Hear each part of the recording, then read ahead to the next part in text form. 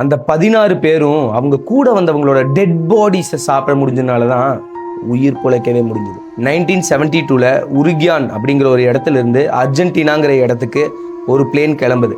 இந்த plane mount ஏண்டஸ் அப்படிங்கிற ஒரு மலையில் கிராஷ் ஆகுது. இந்த பிளேனில் மொத்தம் 45 பேர் இருக்காங்க. 45 பேருமே ரக்பி பிளேயர்ஸ். இந்த பிளேனில் பாதிக்கு பாதி பேர் செத்துறாங்க. மொத்தம் ஒரு 16 பேர் மட்டும்தான் உயிர் பிழைக்கிறாங்க. இந்த 16 பேர் அப்படி இப்படின்னு எப்படியோ சர்வைவ் பண்ணிட்டு இருக்காங்க.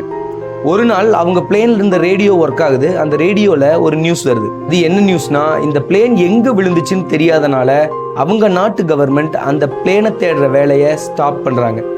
இதை கேட்டவங்களுக்கு பயங்கரமான ஷாக். அங்கே சாப்பாடு இல்லை, தண்ணி இல்லை, எதுவுமே இல்லை. எப்படி சர்வை பண்ணுறதுன்னே தெரியல. அதில் ஒரு 2 பேர் நாங்கள் போய் உங்களுக்கு உதவியை கூட்டிகிட்டு வரோன்ட்டு போகிறாங்க. அந்த 2 பேர் மலையை கடந்து போய் உதவியை கூட்டிகிட்டு வந்துடுறாங்க. ஒரு 72 நாள் கழிச்சு தான் அவங்கள காப்பாற்றுறாங்க. அந்த 72 நாள் கழிச்சு அந்த 16 பேரும் சொன்ன விஷயம்தான் ரொம்ப ஷாக்கிங் ஆனது. அது என்னன்னா,